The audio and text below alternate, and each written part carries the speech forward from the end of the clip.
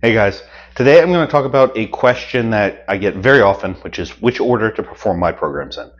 And I'm sure I'm not the only one who gets this question. I actually am a member of the Mind Pump forum, and people ask all the time, what order should I run these programs in? What should I do next? I actually hate when this question gets asked because it shows me the person asking the question doesn't really understand the goal of the program in the first place. And that kind of makes me sad because it means they're not getting as much out of their training as they could be. The good news is, if you watch this video, by the end of it, you will know what to get out of a program, and you'll be that much better off for it. So first of all, at the very, very basic level, when it comes to any training program, the goal is to induce a certain training stimulus on your body that gets a certain result. Super, super basic, right? So the stimulus could be, okay, I lift 5 pounds more than last week, and my muscles get a little bit bigger, or my muscles get a little bit stronger, right? That's just the most very basic example. There are many, many, many, possibly infinite ways that you can create a training stimulus.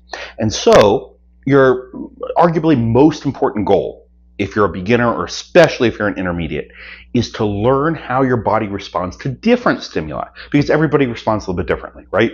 I respond really well to super high intensity, as you guys have seen in my videos.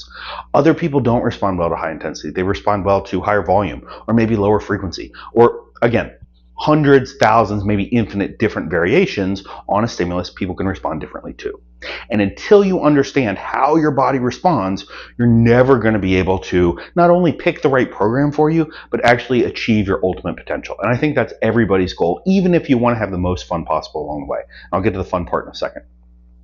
So ideally, right, let's say you're a robot and you want to be able to identify which stimulus works for you in the fastest way possible. You're going to run the same program over and over and over, and each time you're going to change one variable, see how you respond to that, and incorporate that information with the next variable you change. And if that sounds a little bit complicated, my Unfuck Your Program course explains how to do that in crystal clear detail, and I really think that it's worth checking out.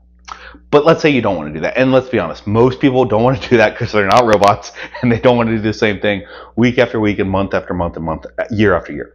To some degree, that's unavoidable. You have to have some level of discipline if you want to progress. But I totally understand you don't want to do the exact same thing.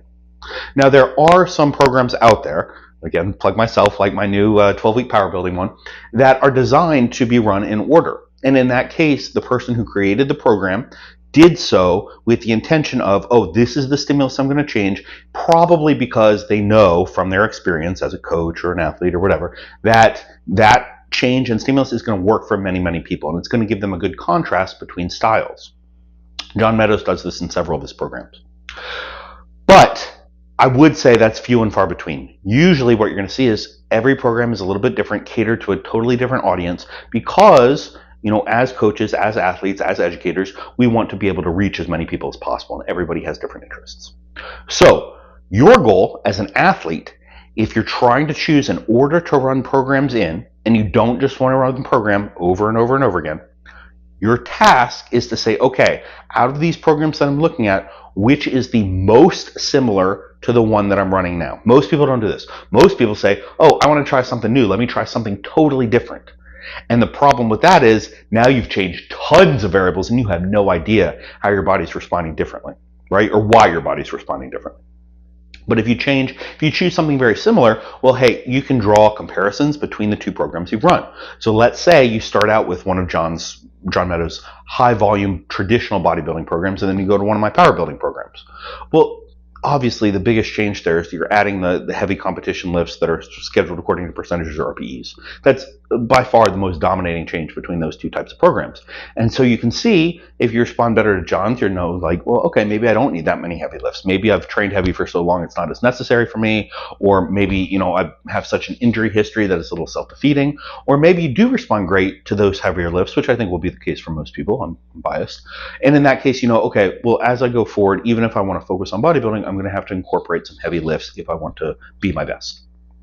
So that's probably the most straightforward way of going about choosing a new program. Now, there's a couple other things that you want to keep in mind. The first is that you got to be really, really careful about not only hopping from program to program, but hopping from goal to goal. So the traditional example of this, the guy who goes from bulk cycle to cut cycle to bulk cycle to cut cycle, or the guy goes from hypertrophy program to strength program, hypertrophy program to strength program. I get the intention, right? You want to build on each individual training block. So I accumulated all this muscle, now let me strip down the fat so I can see how I look. Or I built all this muscle, let me now see how strong I can get using the new muscle. The problem is exactly the same problem with yo-yo dieting. You don't spend long enough time in one particular phase, and so you end up going nowhere.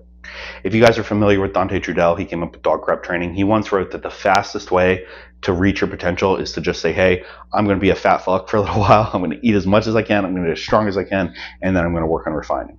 And while I don't think you have to go in super extremes in either direction, I do think that you need to spend a significant amount of time, and I'm talking like a year or more, not a couple months, dedicated to one goal and testing out different stimulus related to that one goal before you move on to another goal. This is related to the second idea, which is, hey, I got to have some fun with my training, right? So how are you going to have fun when you're more or less laser focused on one particular outcome? The best way to do this, in my experience, is with things called transition blocks. And Mike DeShero talks a lot about this. Transition blocks are things that you would incorporate in between programs for a week or two at most that give you a little bit of an outlet to try new strategies. And if those strategies are so much fun that you want to stick with them, or they just happen to click so much that you're like, man, I really want to test this out, well then, maybe you decide, hey, I'm not going to try a new program at all. I'm going to repeat that last program and I'm going to incorporate this new aspect. What I really, more than anything else caution against is falling into the trap of, hey, I'm going to try this new thing. I really like it. Let me then add it into a completely new program. I see this one all the time as well. People will take bits from one of John's programs and bits from one of my programs and bits from one of Paul Carter's programs, and they'll smash it all together. And that never ever works, because each of us, assuming that we're good coaches, good athletes, good educators, we have our own distinct philosophies and styles, and we have designed our programs to all be kind of cohesive. And once you introduce extraneous variables into that philosophy, the whole thing falls apart. So above everything else, if you get nothing else from this video, do not fall into the trap of borrowing bits and pieces from various programs and trying to come up with one yourself.